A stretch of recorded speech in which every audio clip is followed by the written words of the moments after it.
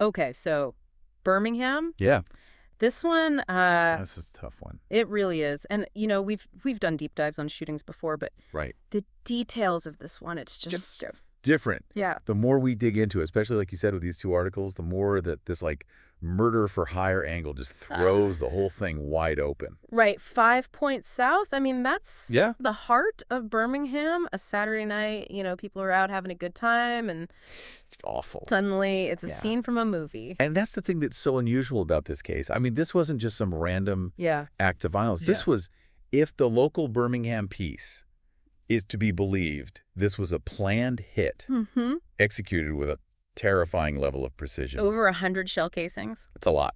Let that Yeah. sink in for a second. We're not talking about Yeah. a couple of shots fired in the heat of the moment. Right. This was calculated, It was not. almost military style. Calculated, yeah, and that level of premeditation, Yeah. the fact that it happened in such a crowded, popular area, I mean, it points to a boldness, Yeah. a ruthlessness Yeah. that's pretty unsettling. It's chilling. And the CNN article does a good job, I think, of sort of laying out the basic facts.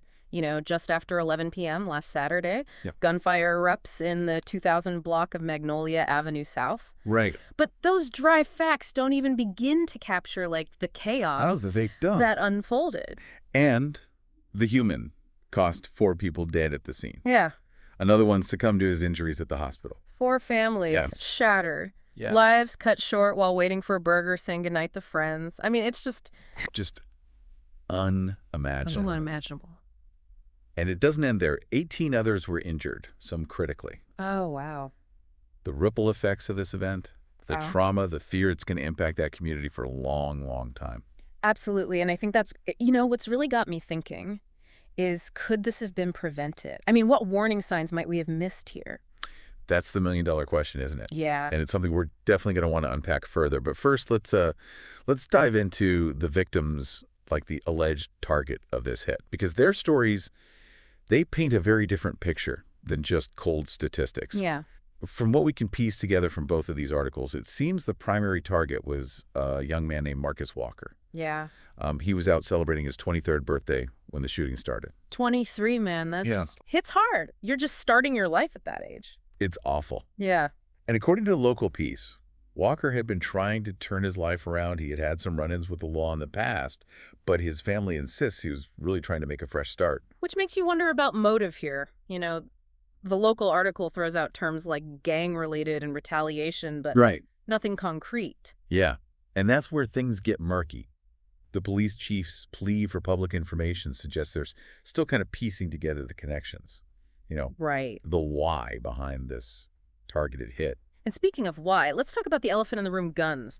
I mean, Mayor Woodfin did not hold back in his statement, did he? Not at all. No. No, he directly called out lax gun laws, not just in Birmingham, but nationwide. Right. And while this wasn't a mass shooting in the traditional sense, it highlights a terrifying trend we're seeing. Totally.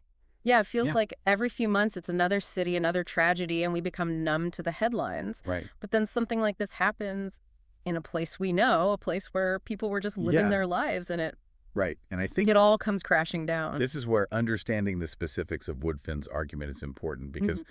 he's not just talking about the number of guns, but Yeah. the ease of access, the lack of comprehensive background checks, the loopholes that allow potentially dangerous individuals to slip through the cracks. And this is where I think that local Birmingham article really shines, because they highlight how easy it is to obtain a firearm, even illegally in certain parts of the city. Right. And that feeds into this larger conversation about poverty, lack of opportunity, and systemic issues that contribute to violence. It's like we're stuck in this vicious cycle. We talk about gun violence after a tragedy, but then Right.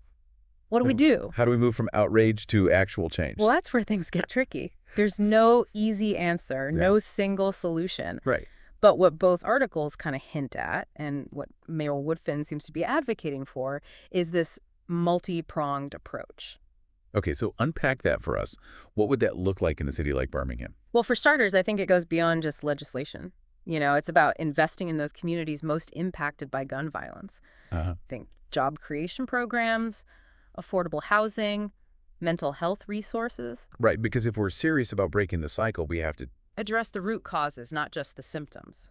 Exactly. And that means tackling those systemic issues we talked about earlier: poverty, lack of opportunity, the sense of hopelessness that can lead some down a dangerous path. The local article mentioned community outreach programs, working to keep kids off the streets and out of gangs.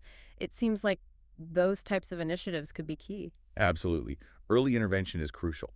Providing mentorship, creating safe spaces, showing young people that there are alternatives to violence. It all makes a difference. And what about the role of law enforcement? I mean, the police chief seemed pretty adamant about the need for the public to step up and provide information.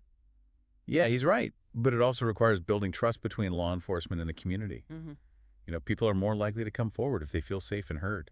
That makes sense. So it's a complex issue with no easy fixes, but what I'm hearing is it's going to take a collective effort from lawmakers to community leaders to everyday citizens to really make a dent in gun violence. Yet it's about changing attitudes, changing systems, and ultimately changing the narrative. We can't allow ourselves to become desensitized to these tragedies. Right. Every life lost, every family shattered. It should ignite a fire in us to demand better, to do better. Because this isn't just a Birmingham problem, this is an American problem. It is. And it demands an American solution. So here's what we want you to think about. What can you do in your own community to be a part of that solution? What conversations can you start? What actions can you take? It might feel small, but even a ripple can become a wave. Well said. And remember, knowledge is power. The more we understand about the complexities of gun violence, the better equipped we are to advocate for change. Thanks for diving deep with us on this one. It's a tough conversation, but a necessary one. Until next time, stay informed, stay engaged, and stay hopeful.